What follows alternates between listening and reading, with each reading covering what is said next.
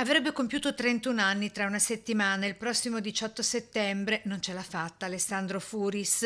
In sella alla sua rossa Ducati si stava recando al lavoro alla Speedline quando alle 8:30 del mattino a Milano, lungo via Cavendisala, si è scontrato contro la Ford Fiesta grigia condotta da un 27enne del posto che, uscita da via Bianchi, si stava immettendo, svoltando a sinistra sempre lungo la stessa via Cavendisala. Violentissimo l'impatto tra i due mezzi che non ha lasciato scampo al centauro, morto praticamente sul colpo nonostante i vari tentativi di rianimarlo da parte dei sanitari del SUEM 118.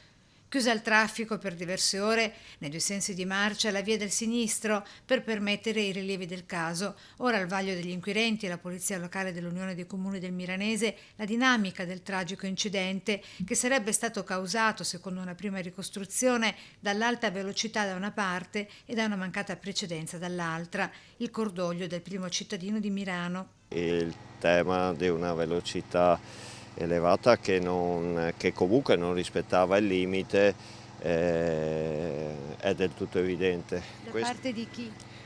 è da parte del motociclista. Ora la velocità a cui andava ovviamente non la sappiamo.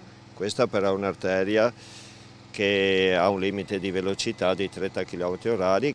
Alessandro ieri aveva trascorso la serata a Jesolo in compagnia di amici e questa mattina, come faceva da 10 anni a questa parte, si stava recando al lavoro a Santa Maria di Sala. Un ragazzo solare, riservato e ben voluto da tutti, svolgeva molto bene le sue mansioni, dicono di lui i colleghi della Speedline, con cui aveva condiviso tante battaglie sindacali con gli ultimi presidi a tutela del posto di lavoro, colleghi in lutto che oggi lo commemorano nella pagina Facebook. Alessandro abitava a Olmo di Martellago con la mamma, era il suo unico figlio.